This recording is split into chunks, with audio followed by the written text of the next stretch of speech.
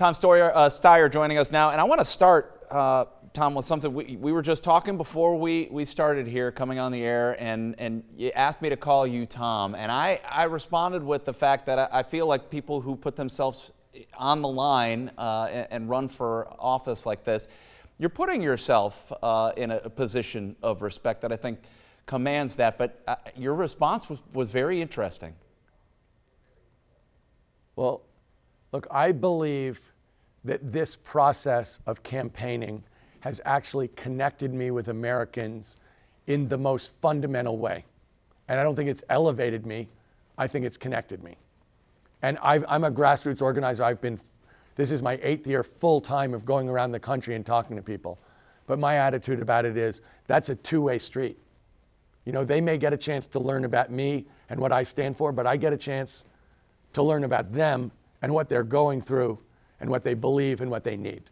So as far as I'm concerned, all it's done is make that bond closer, has connected us, and made me feel much more like just an absolutely normal, middle-of-the-road American across the board, talking to people in every part of the country, specifically in South Carolina, getting a chance to go up and down the state and hear what people are going through and really understand what their lives look like. And as far as I'm concerned, that's a bond. It's not a hierarchy with me on top. It's a bond of equals talking about what we need to do together. South Carolina, is this your end-all, be-all as far as this campaign is concerned? Well, let me say this. I've said from the beginning that Nevada and South Carolina are the first two states that are diverse, where there are a lot of black people and there are a lot of Latinos and there are a lot of Asian Americans and Native Americans as well as white people. And I know that anybody who wants to put together a coalition of Democrats needs to appeal to everybody across that spectrum. And if anybody wants to beat Donald Trump in November of 2020, then they've got to be able to relate to those people, pull together those people, be one with those people, and have everybody show up at the polls in November. So as far as I'm concerned, does South Carolina have special importance? Yes, it does. It absolutely does. And I've said that for a long time. I believe South Carolina has significance just in and of itself, but I think it has symbolic significance about what a majority-minority Democratic Party looks like and who they favor and to understand where they're coming from. I think it's incredibly important, to be honest, Brad. I don't have to tell you, this process is cutthroat. And here in South Carolina, there was an article in a paper just yesterday talking about your investment in South Carolina, the financial investment, a lot talked about there, and a former party chairman in one of the counties says what you're doing isn't investing, you're paying people off. How do you respond to comments like that? I mean, within your own party. Look, what we're doing in South Carolina is we have most people on the ground of anybody in South Carolina. And if you call hiring people and paying them for doing work, paying people off, I think that's what they call the American way. In fact, we have a diverse group of people you can see.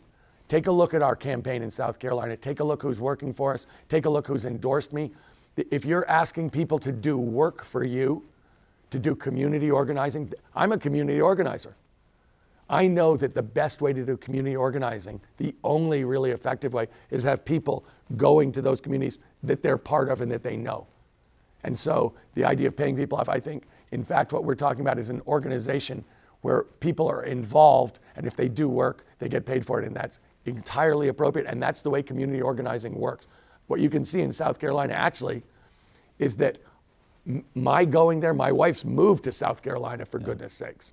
My being on the ground more than any other candidate, are having a bigger group of people working on the ground than anybody else. The fact that I'm for the only candidate who will say that he or she is for reparations for slavery, the fact that I'm talking honestly about race, that I'm willing to take on Mr. Trump on the economy, saying I think his economic policies stink for working people, and I can show it, and I'm talking about a completely different kind of economy with a much higher minimum wage, a tax cut of 10% for everybody who makes less than $250,000, and the creation of over 4.5 million good-paying union jobs across this country to rebuild it in a climate-smart way. I think what I'm doing in South Carolina is resonating because, in fact, people can get a chance to see me and see who I am and see who my family is. and they can listen to me and know that what I'm talking about is real world, and it's much better than this kind of Mar-a-Lago economy that Mr. Trump has been promoting. Tom Steyer, good luck in Nevada, and good luck when you get here to South Carolina. Brad, it's wonderful to talk to you. Thank you for having me. You too.